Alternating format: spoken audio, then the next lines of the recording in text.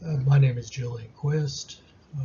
This is a little presentation I created regarding how much of our air conditioning heating load is caused by glass windows. This is a base case scenario, a building with no windows. Basically an insulated box, R18 insulated wall of standard construction, R30 insulated roof, no attic, no slope. Overall footprint is 25 feet wide, 25 feet long, and 10 feet tall. Sides are aligned true north, east, south, and west. The geographic location in this case is Houston, Texas. Internal loading is 2 people and half a watt a square foot for lighting and appliances. Thus a 625 square foot room, maintaining 75 in the summer and 70 Fahrenheit in the winter. This is identical in all the following demonstrations. The only variable is the ratio of windows to wall. So 0% is about a third of a ton for cooling and 3/4 of a kilowatt for the heating.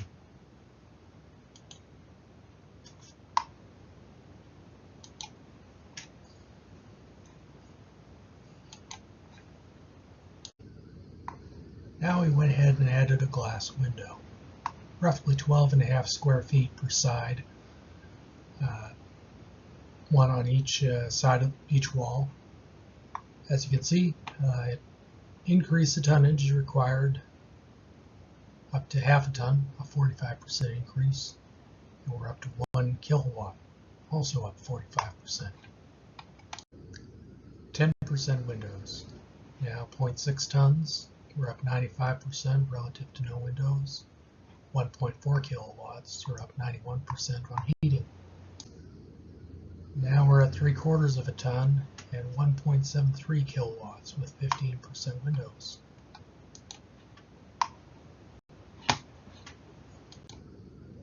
%20 windows, almost a ton, 2 kilowatts roughly. A little bit more than a ton at 25% windows, 2.4 kilowatts. 1.25 tons, 2.75 kilowatts at 30%. 35%, 1.4 tons, a little bit more than 3 kilowatts. 40% windows, we're up to 1.5 tons and 3.4 kilowatts. As you can see, we're well above 300 and approaching 400% relative to no windows. Now we're at 45%, 1.7 tons, 3.73 kilowatts.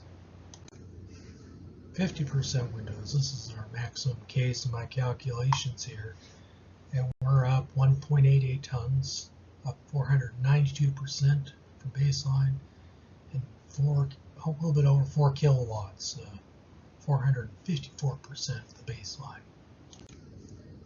Here is the tonnage cooling going from 0 to 50%. Roughly going from 0 windows to 50% windows, we increase the load inside this building by a factor of almost 6.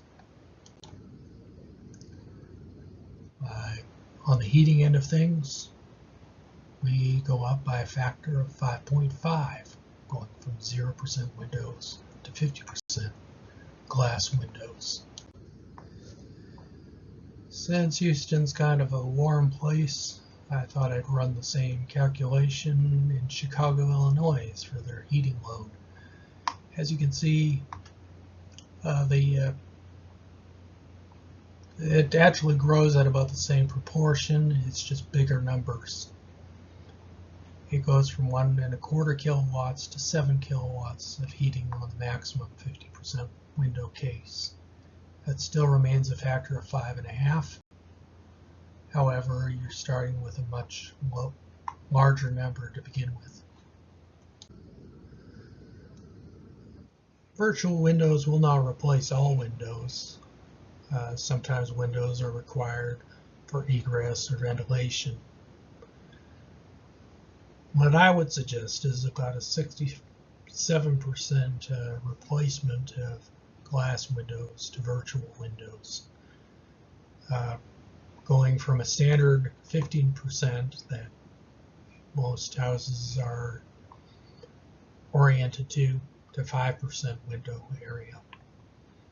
This will allow us to settle for a minimum of about a 5% reduction in cooling system sizing and a 38% reduction in heating system sizing.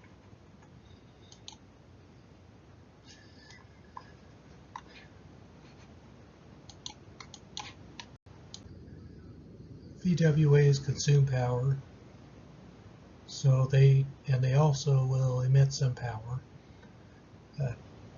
Not a lot, roughly about 10 watts a square foot, but it does add up over a large area and a lot of runtime. The thing is, though, the VWAs have a tremendous advantage in the colder climates, where the windows lose the most energy because of the differential temperature between the indoor and outdoor. While you're trying to maintain 70 degrees inside your building, if you're in Texas, yeah, it might get down into the 30s or 20s for a couple hours, but if you're up in Canada or Alaska, where you can see temperatures in the 0 or negative digits, I mean, the differential temperature cutting across the window with a very limited R value is incredible. And that is where VWAs will shine.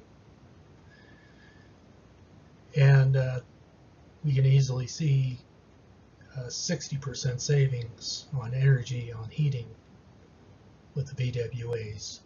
The summertime is a little bit different.